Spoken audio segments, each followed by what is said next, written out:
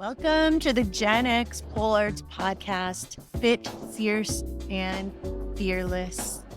I am Zen, also known as Nancy Adzentovich, the founder of GenX Pole Arts.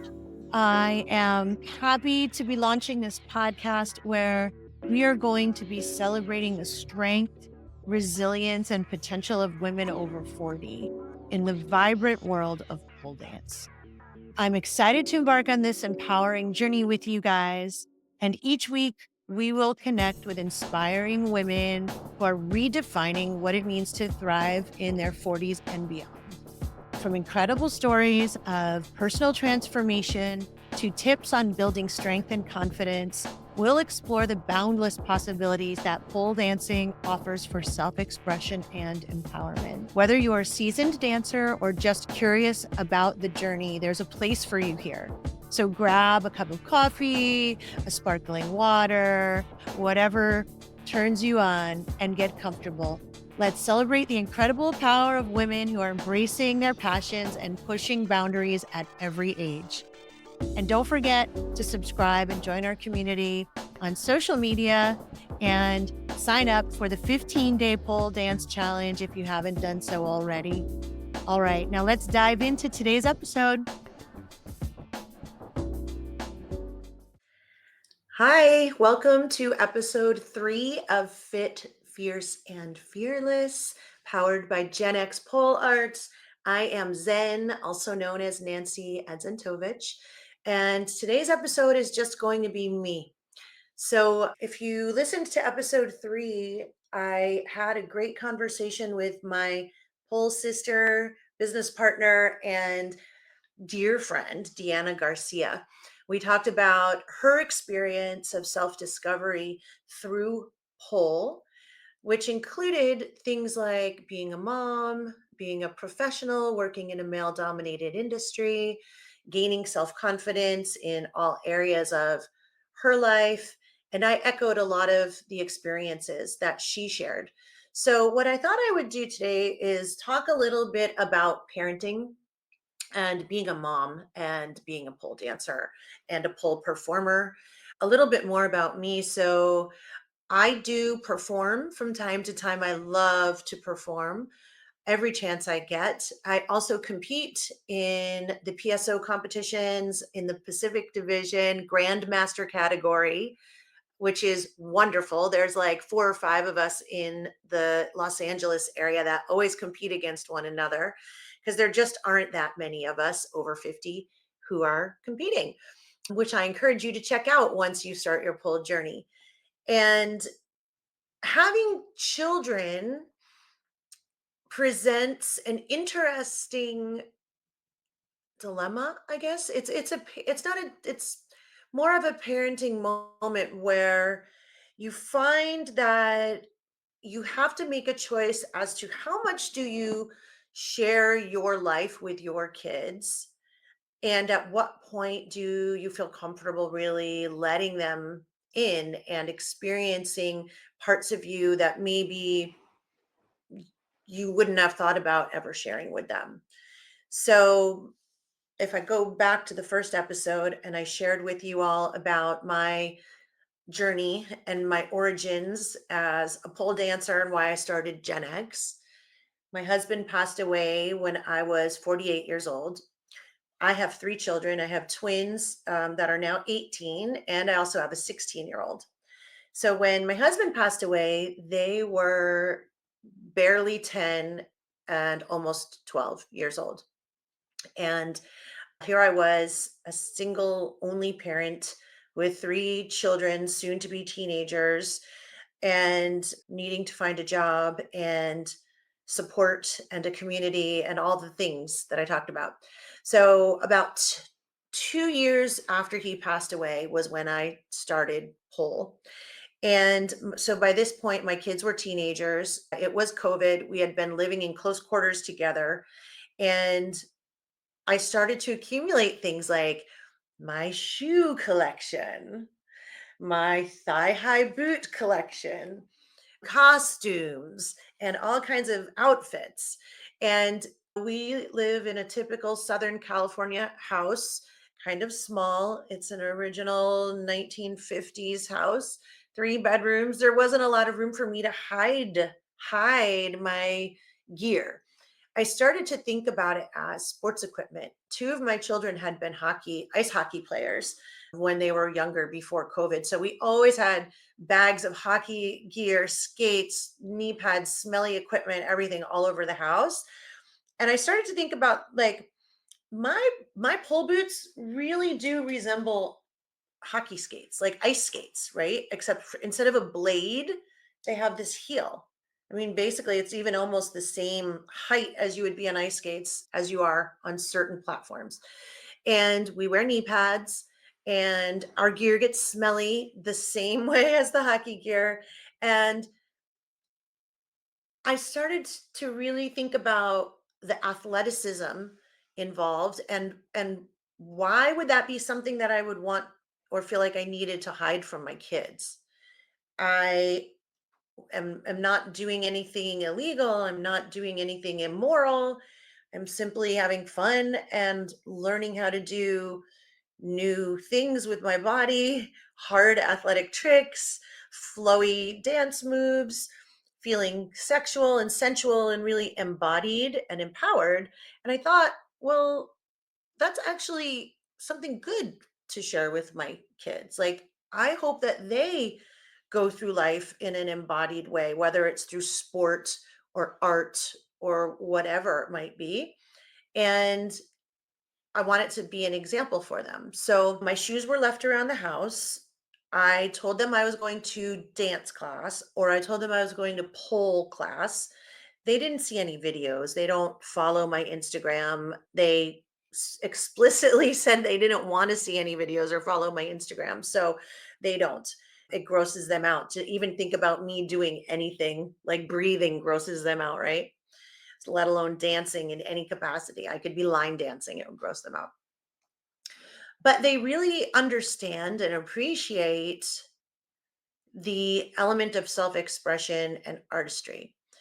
So I started performing about 3 years ago, and Dee and I were in a production called Mount Olympus, which I devised as a way to share pull with our families and our friends that would be appropriate, family and friend appropriate. So, like a rated G or PG version of what we might do elsewhere. I produced, conceived, and directed Mount Olympus. I rented a theater space in Hollywood, and I think we had 8 or 10 performers, and it was centered around the gods and goddesses of Mount Olympus. My friend Eric came up with the title Pole Olympus because he's brilliant that way. He's a theater guy. So I'm giving him credit. Shout out to Jason Waterfalls. And we each picked our own god or goddess, and we each picked a passage or description about that god or goddess, and then chose a song and created a choreography to embody or express the qualities of that deity. We wore a semi modest attire. There were no bare bottoms. We focused on the dance and artistry versus the sexy part of things. And all of our children came. I think there were probably at least a dozen children of all ages in the audience, spouses, partners, parents. My parents were there, siblings, and some of our teachers. We all had only been polling for about a year, a year or so when we did this. And it was so much fun. We had our kids working the concession stand.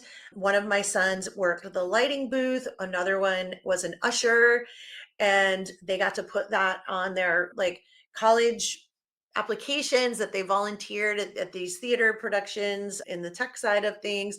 So it really was like, let's put on a show, and we got the whole family involved, and we had 2 stage poles on the stage.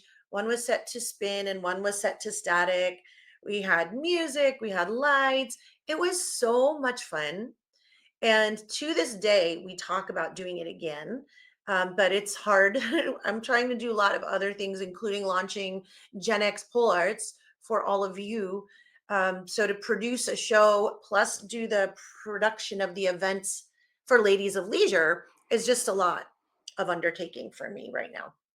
But that being said, in 2025, we're working to get a new version of Mount Olympus staged. So stay tuned for that, especially if you're in the Los Angeles or Southern California area, because it'll be coming your way soon. Yay.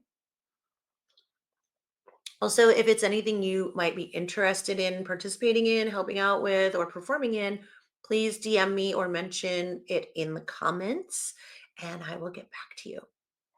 So, back to the kids and disclosing or not disclosing my hobby or the hobby when you start pole dancing. I think in general, I became more comfortable with sharing with everybody, not just my kids. And I started leaving my shoes and boots in the car. I didn't care if their friends were in the car and I was giving them a ride. I brought my car to the shop. I have a pole dancing is my cardio keychain, and that went right over to the shop guy. I had construction done in my house. My pole shoes were laying around. My contractor said, "Oh, my daughter does that." And I was like, "Okay, like it's okay." Like nobody was. I have never had a bad reaction to my face from anybody. I'm more met with curiosity and questions about how do you do that? It looks so hard and that's so cool. So, yeah, I feel really good about using my exploration and my pursuit of my passion as an example of how I want my own children to live. I wish that they will find a path in life where they feel free and safe to follow the things that excite them and make them feel alive and excited. So that's it. I guess it's going to be a short episode today. Please leave comments. I'm always interested in knowing if anybody is relating to the content, if it makes sense to do these solo episodes. If not, I'm up to change. I'm happy to change. I want to inspire as many people as I can to try something new. I hope it's pole. If it's not, maybe it's painting or running or sled dogging. I don't know. What have you always wanted to do? Go climb a mountain, go hike, go snowshoeing. I don't know. It's just a passion of mine to let other people know. So many of my friends and relatives and acquaintances, I know that you feel stuck. I've been there. I felt stuck. I felt like my life was kind of done. And I was forced because of the circumstances of my situation to do something new and to try something different. And it took that like rock bottom of my life to kick me in the ass and get me moving in a new direction. And I am so grateful. It was terrible. And I wish my husband were here. However, that being said, that experience led me to a much more rewarding and fulfilling later life stage than I probably ever would have had. And so I'm really eternally grateful for that, just looking for the silver lining, right? And rather than waiting until you are in a situation where you have no alternative and you're backed into a corner, I want to encourage you to just take some small steps now in a different direction. Find out what gets you excited, what makes you feel alive, and just move towards it a little bit. You don't have to change everything. Just take a step. You're not too old, you're not too fat, you're not too tired, you're not too anything. You're just you, and the way you are right now is perfect.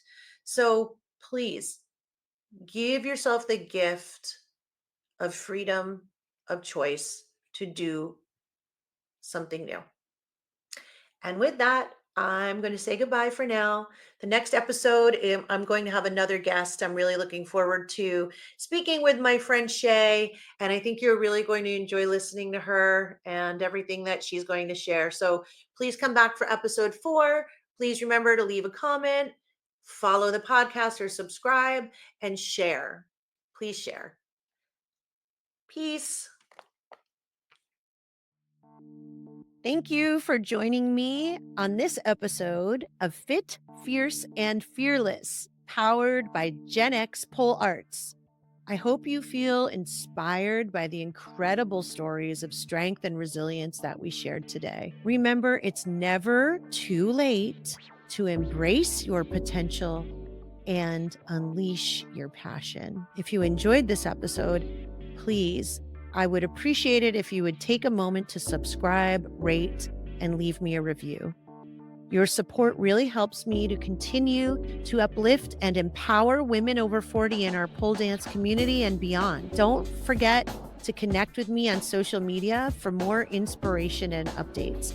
I'd love to hear your stories and share in your journey. So until next time, keep dancing, keep shining, and remember that your strength knows no age.